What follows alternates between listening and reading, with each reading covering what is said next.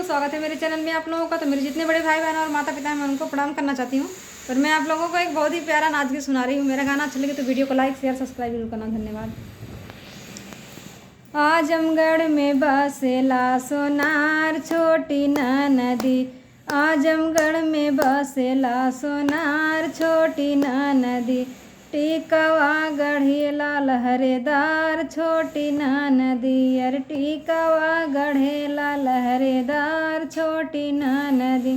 टिकवा भैले अपना सोनरा भैले सपना, अरे सोनरा भैले सपना, सैया भैले गुलरी के फूल छोटी नदी, सैया भैले गुलरी के फूल छोटी नदी। आजमगढ़ में बसेला सोनार छोटी नदी, अरे आजमगढ़ में बसेला सोनार छोटी नदी।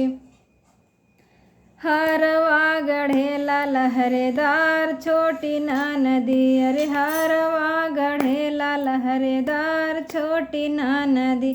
हरवा भैले अपना सोनरा भैले सपना, अरे सोनरा भैले सपना, सैया भैले गुलरी के फूल छोटी नदी, अरे सैया भैले गुलरी के फूल छोटी नदी।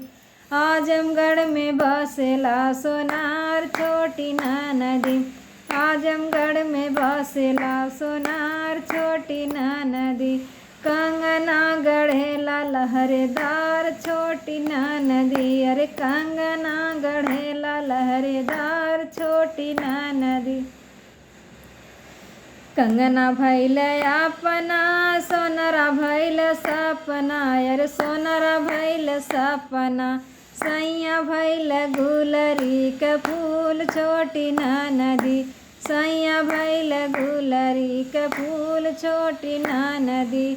आजमगढ़ में बसेला सोनार छोटी नदी, अरे आजमगढ़ में बसेला सोनार छोटी नदी।